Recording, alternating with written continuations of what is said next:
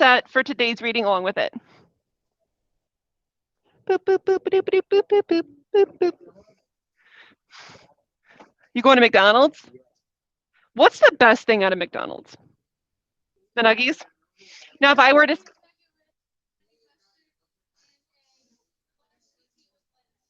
That's so much sugar. But it sounds so good.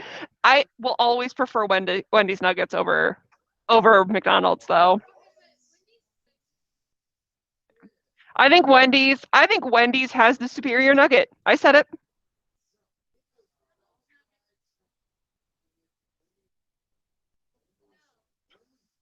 I think Wendy's fries are the... Oh, I love their salads. They had this one way back when I was like in my teens. It was an Asian sesame salad. That thing was the bomb. They got rid of it. It broke my heart.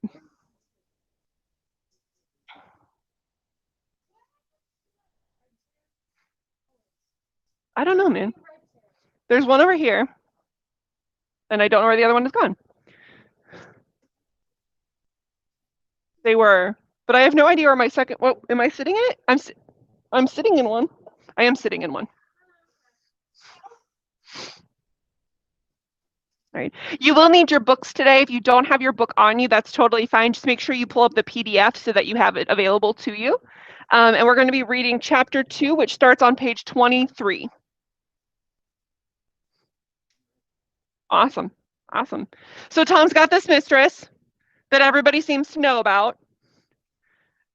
Why do you think him and Daisy stay together then? If like he's cheating on her. So you think she stays with him? Do you think he would leave her? Okay. So you don't think he'll ever leave her because it doesn't matter?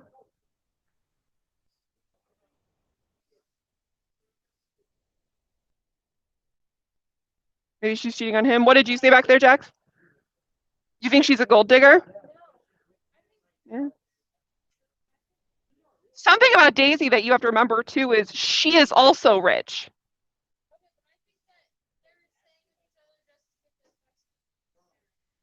Okay.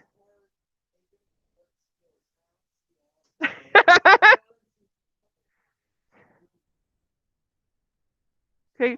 Gatsby does have a lot of money. Maybe that's what'll happen. Yeah. Well, and since Daisy, so we don't know much about Myrtle, right? We're gonna figure out a little bit more about her today. What was that? Page 23.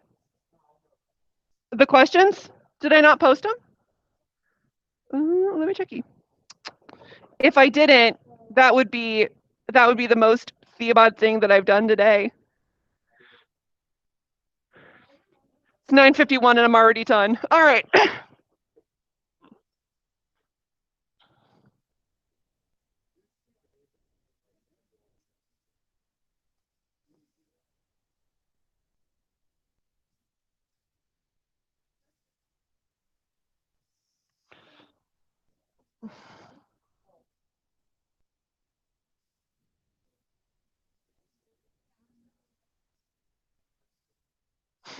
Gage, cool it. You just hate me because you ain't me.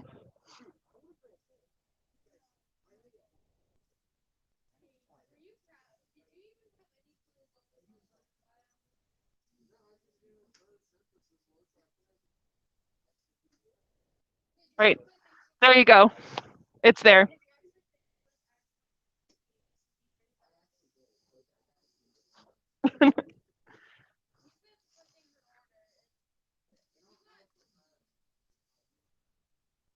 Yeah. Don't do you guys have a test today? Okay. Um,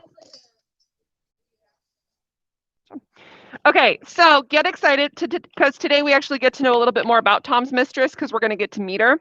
And Nick's going to have this like weird afternoon in an apartment in New York City. Okay. Like I said before, don't trust Nick as a narrator. He spends most of this novel drunk or high because it's the 20s and everybody's drinking like liquor made in their bathtubs. Okay. So we're going to start on page 23. We met the Buchanans last time. They have a lot of money. Nick's got some money. He lives next to Gatsby on the less fashionable of the two eggs that exist. He goes to a really awkward dinner at their house. He at one point says that he might have called the police because it was just so weird. We find out Tom's a little abusive. And a variety of other things. So today we are going to be starting chapter 2. So make sure you're on page 23 with me. I know I've said that 3 times now, but somebody will ask, what page should we be on? Never fails. We're going to get to see the we're going to get to hear about the Valley of Ashes. So you know how like there's those 2 eggs that we talked about the last time that I drew a picture of really poorly with the water in between? To get from one to the other, you have to drive through a really poor part of town. Okay? And that's called the Valley of Ashes. All right, chapter 2. About halfway between West Egg and New York, the motor road hastily joined the railroad that runs beside it for a quarter of a mile so as to shrink away from a certain desolate area of land. This is the Valley of Ashes, a fantastic farm where ashes grow like wheat into the ridges and hills and grotesque gardens, where ashes take the form of houses and chimneys and rising smoke, and finally, with the transcendent effort of men who move dimly and already crumbling through the powdery air. Occasionally, a line of great cars crawls through an invisible track, gives out a ghastly creak, and comes to rest. And immediately, the ash-gray men swarm up with laden spades, and stir up the impenetrable cloud which screens their obscure operations from your sight. But above the gray land, in the spasms of bleak dust which drift endlessly over it, you perceive, after a moment, the eyes of Dr. T.J. Eckelberg. The eyes of Dr. T.J. Eckelberg are blue and gigantic. Their retinas are 1 yard high, and they look out of no face, but instead from a pair of enormous yellow glasses which pass over a non-existent nose. Evidently, some wild wag of an oculist set them to fatten his practice in a borough of Queens, and then sank down himself into eternal blindness, or forgot them and moved away. But his eyes, dimmed a little by many paintless days under the sun and rain, brood over the solemn dumping ground. Okay, so really quickly, I would like to show you what that looks like, because these are, when they say like a pair of eyes, they literally mean a pair of eyes. T.J. Eckelberg. It's like this. And so these eyes are meant to be the silent witness or a silent observer to everything that happens in this part of town. Okay, so they're these huge, like 4-foot tall glasses over these pair of eyes, and these eyes, they just watch. They watch everything that happens in the Valley of Ashes. Okay. The Valley of Ashes is bound on one side by a small foul river, and the drawbridge is set up to let barges through, and the passengers on waiting trains can stare at the dismal scene for as long as a half an hour. There is always a halt there of at least a minute, and it is because of this it was the first time that I ever met Tom Buchanan's mistress. The fact that he had one was insisted upon wherever he was known. His acquaintances resented the fact that he turned up in popular restaurants with her, and leaving her at a table, sauntered about, chatting with whomever he knew. Though I was curious to see her, I had no desire to meet her. But I did. I went up to New York with Tom on the train one afternoon when we stopped by the ash heaps, and he jumped to his feet, taking hold of my elbow and literally forcing me to get out of the car. We're getting off, he insisted. I want you to meet my girl. I think he had tanked up a good deal at luncheon, and his determination to have my company bordered on violence. So Tom's been drinking. The supercilious assumption was that on a Sunday afternoon, I just had nothing better to do. I followed him over a low whitewashed railroad fence, and we walked back 100 yards along the road under DJ Eckelberg's persistent stare. The only building in sight was a small block of yellow brick sitting at the edge of a wasteland, and a sort of compact main street ministering to it, and the contiguous to absolutely nothing. One of the 3 shops it contained was for rent, and another was an all-night restaurant approached by a rail of ashes. The third was a garage, repairs by George B. Wilson, cars bought and sold, and I followed Tom inside. The interior was unprosperous and bare, and the only car visible was a dust-covered wreck of a Ford which crouched in a dim corner. It had occurred to me that this shadow of a garage must be a blind, and that the sumptuous and romantic apartments which were concealed overhead, when the proprietor himself appeared in the door of an office, wiping his hands on a piece of waste. He was blond and spiritless, anemic and faintly handsome, and when his when he saw us, a damp gleam of hope sprang into light blue eyes. Hello, Wilson, old man, said Tom, slapping him jovially on the shoulder. How's business? Well, I can't complain, answered Wilson unconvincingly. When are you going to sell me that car? Next week, I got a man working on it. Works pretty slow, don't he? No, he doesn't, said Tom coldly. If you feel that way, maybe I better sell it somewhere else. Oh, well, I don't mean that, explained Wilson quickly. I just meant his voice faded off, glanced impatiently about the garage, and then I heard footsteps on the stairs, and in a moment, the thickish figure of a woman blocked out our light from the office door.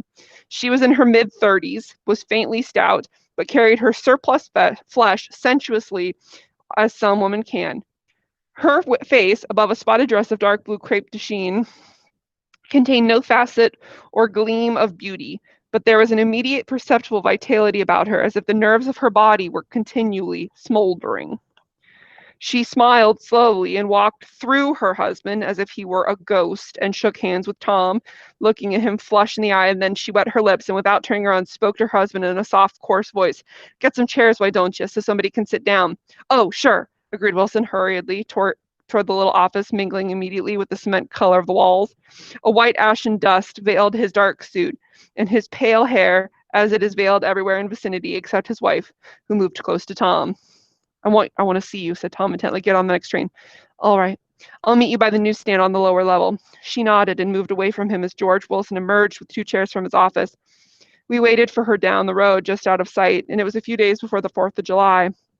A gray, scrawny Italian child was setting torpedoes in the row along the railroad track.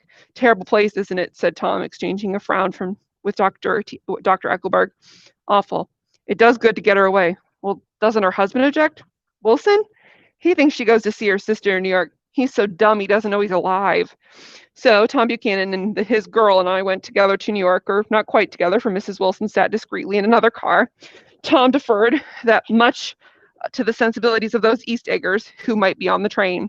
She had changed her dress from brown to a brown figured muslin, which stretched tight over her rather wide hips as Tom helped her to the platform in New York. At a newsstand, she bought a copy of the Town Tattle and a moving picture magazine, and in the station, a drugstore, some cold cream, and a small flask of perfume. And upstairs in the solemn, echoing drive, she led 4 taxicabs driveway before she selected one, a lavender colored with great upholstery. And in this, we slid out from the mass of the station into the glowing sunshine. But immediately she turned sharply from the window and, leaning forward, tapped on the front glass. Okay, so I think the language they use here is really interesting, and you can agree or disagree with me on that one. But he says, like, it does good for her to get away from George, but that's her spouse. Like,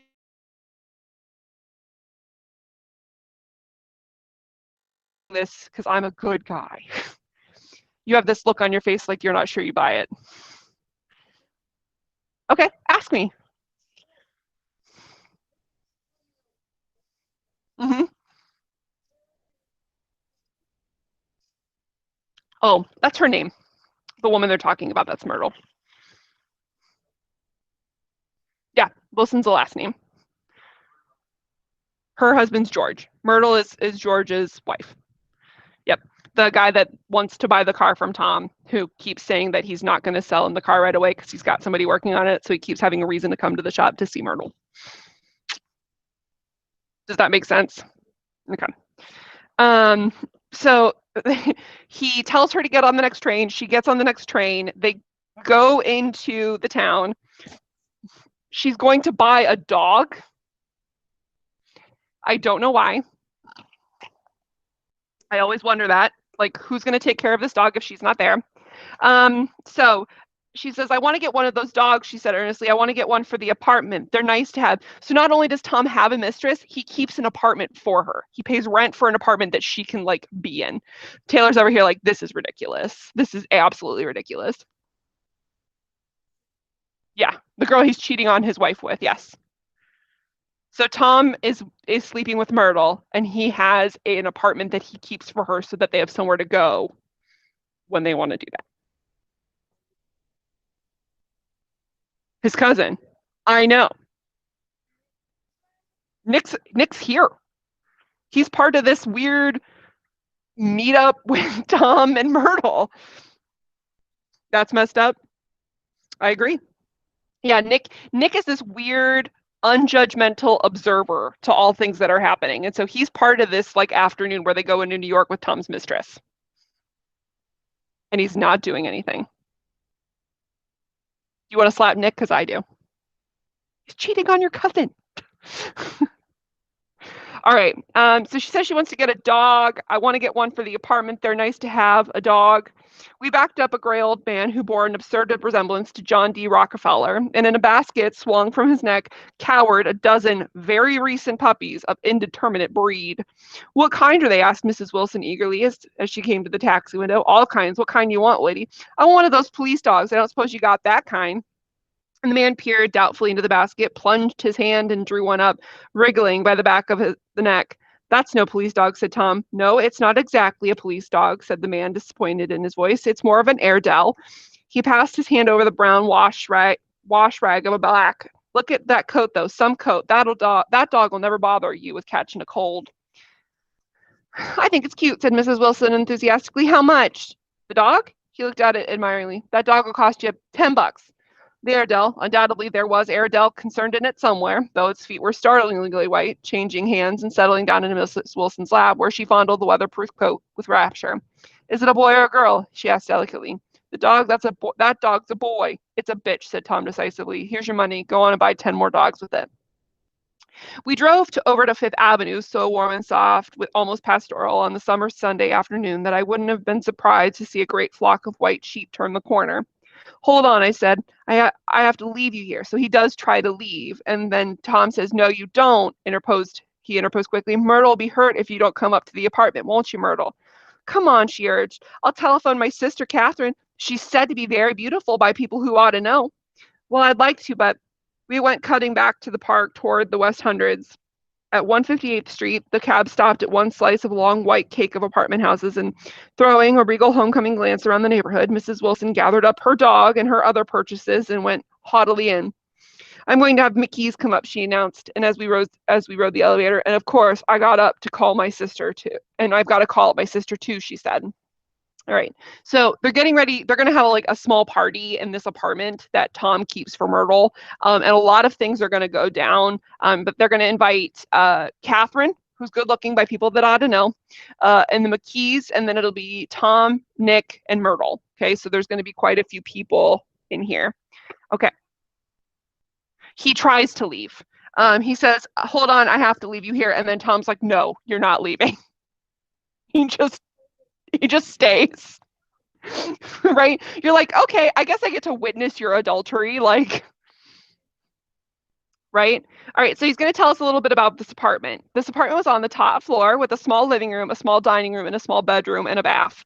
The living room was crowded to the doors with a set of tapestried furniture entirely too large for it, so that to move about the room was to stumble continuously over scenes of ladies swinging gardens of Versailles.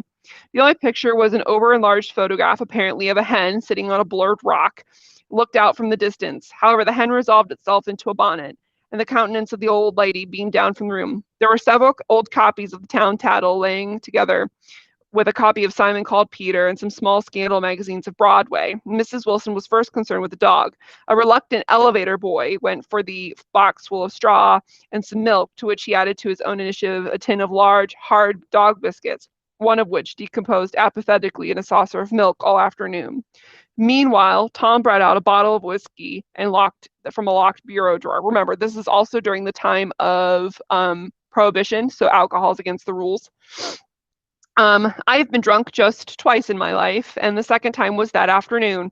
So Nick is so uncomfortable with everything that he's experiencing that he literally just gets rip-roaring drunk to deal with it. He's like, I hate this. I hate everything about this, so I'm just going to get very drunk so that I don't remember any of it.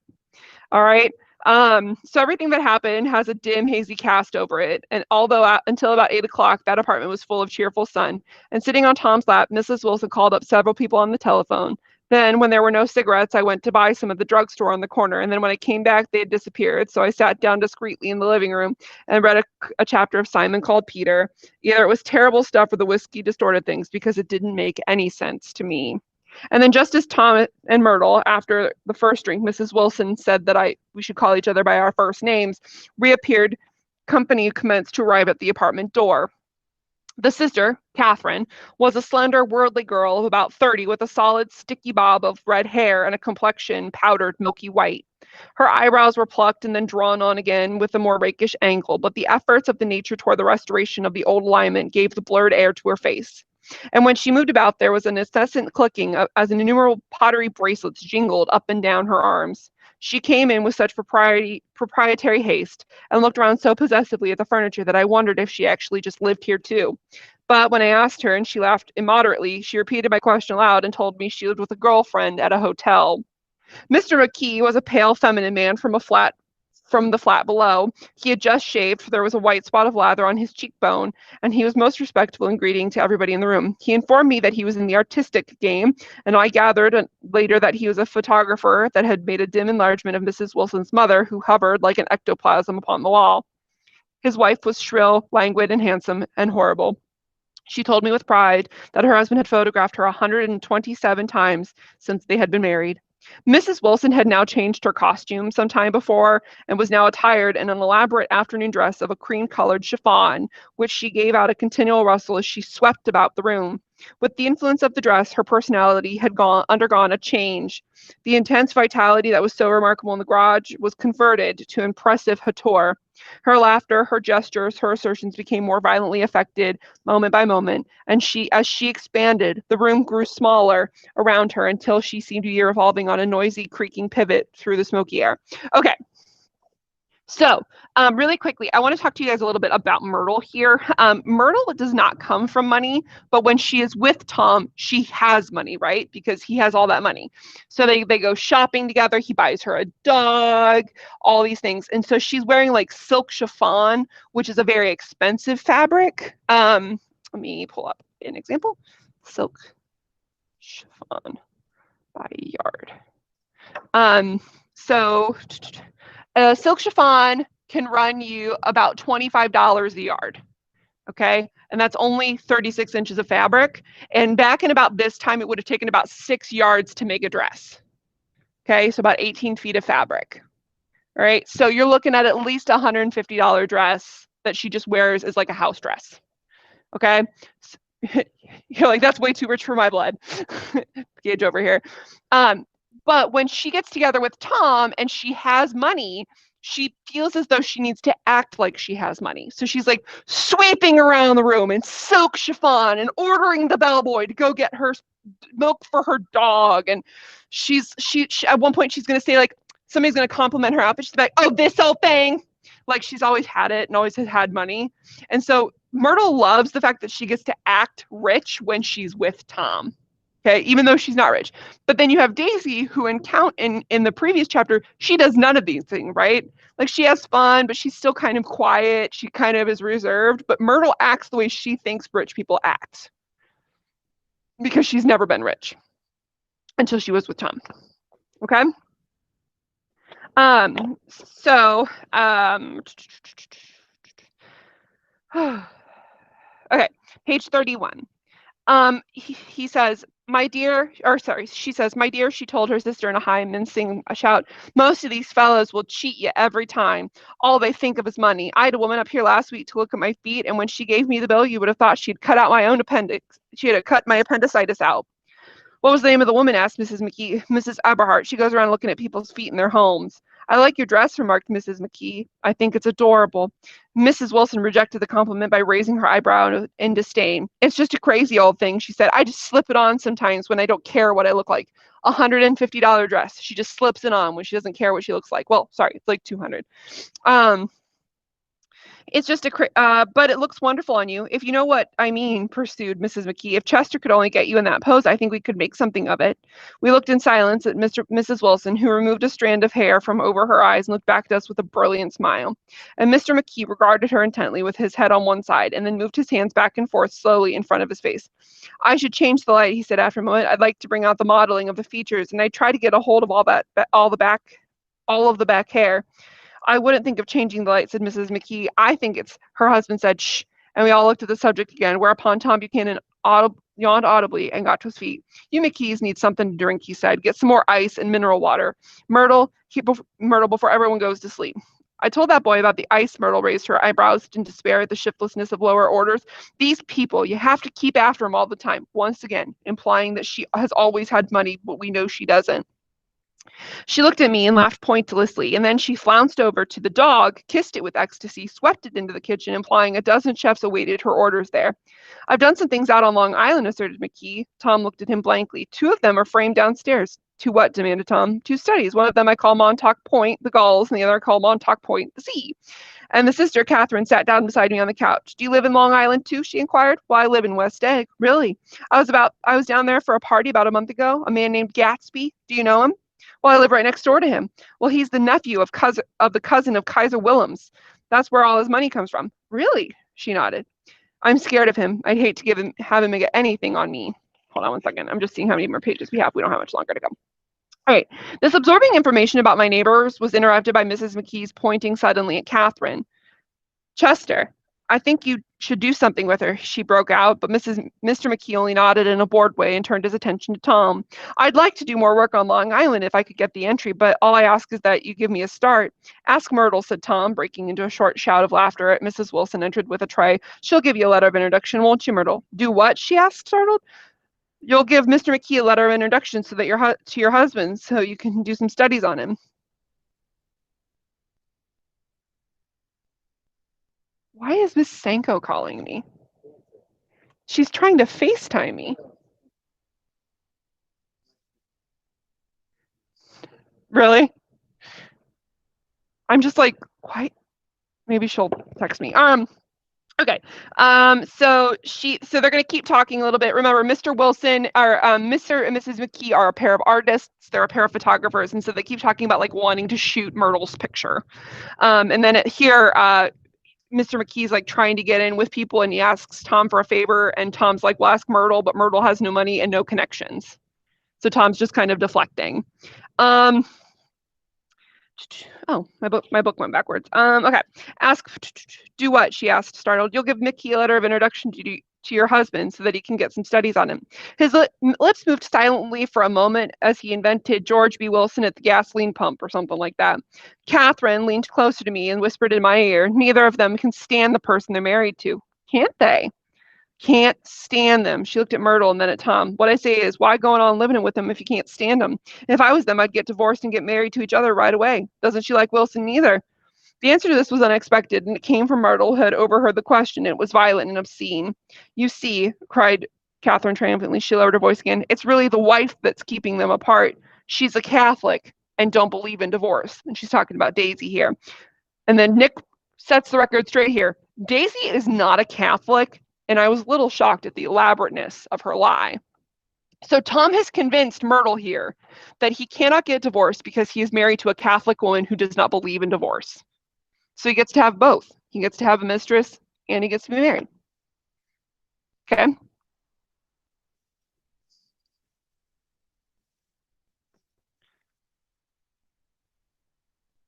Sorry, she wanted to know if I teach a certain text. Okay. Right. So they both can't stand the person they're married to. It is implied by Catherine that Tom cannot stand Daisy and that Myrtle cannot stand George. And she's like, I don't know why they don't just get married to each other. But then we find out that Tom has convinced them that because Daisy is Catholic, she will not get divorced. But Catherine continues on, and she says, when they do get married, continued Catherine, they're going to go out west and live for a while until it all blows over. It'd be more discreet to go to Europe, I said. Oh, do you like Europe? She exclaimed surprisingly. I just got back from Monte Carlo. Really? Just last year, I went over there with another girl. Stay long? No, we just went to Monte Carlo and back. We went by way of Marseille. We had over $1,200 when we started, but we got gypped out of it all in 2 days in the private room. We had an awful time getting back. I can tell you, God, how I hated that town. The late afternoon sky bloomed in the window for a moment with the blue honey of the Mediterranean, and then the shrill voice of Mrs. McKee got me back into the room. I almost made a mistake, she declared vigorously. I almost married a little kike who'd been after me for years. By the way, don't ever use that word, kike. It's a slur against the Jews. So, just so you know.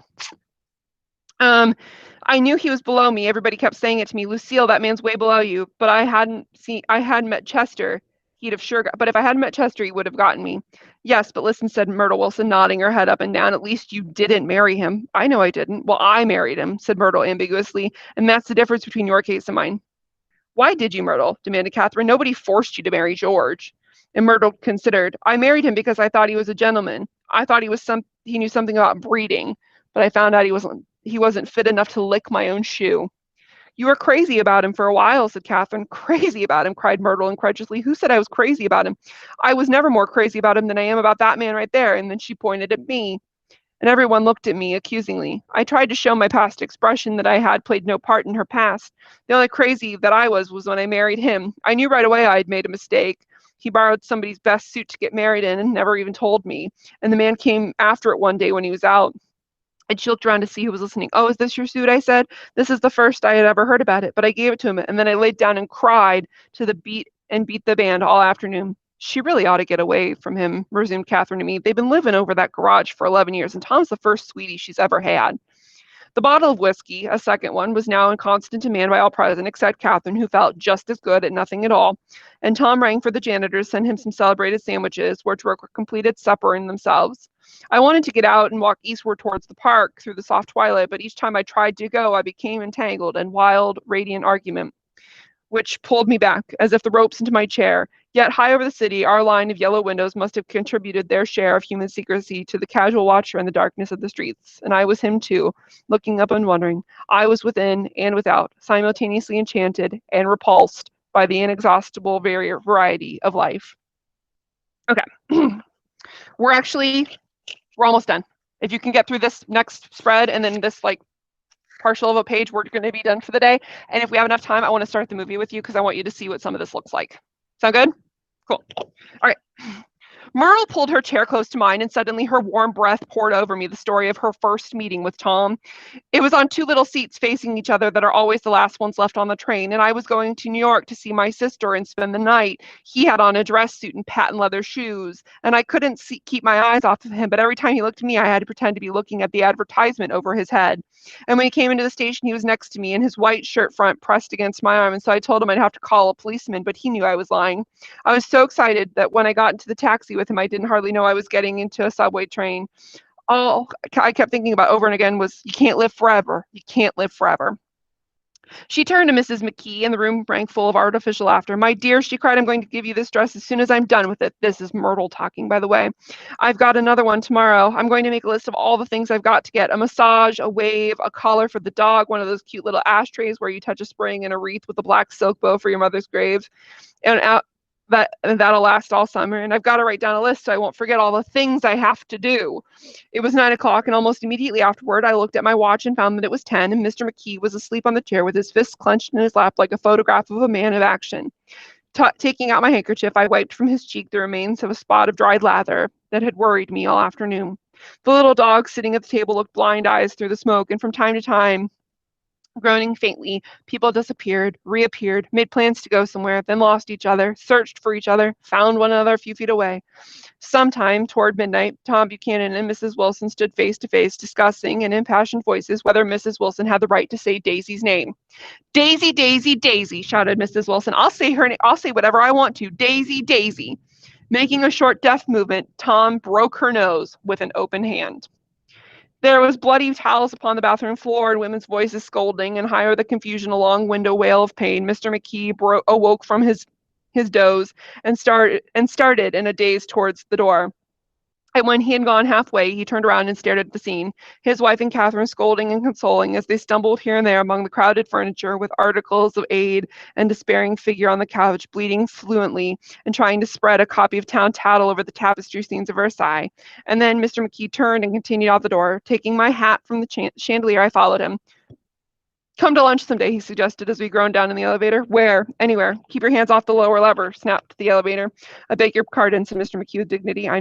I didn't know I was touching it. All right, I agreed. I'm glad to. And we'll just stop there because this last little bit you don't need to understand the rest of it. Okay, so I'm going to pause there.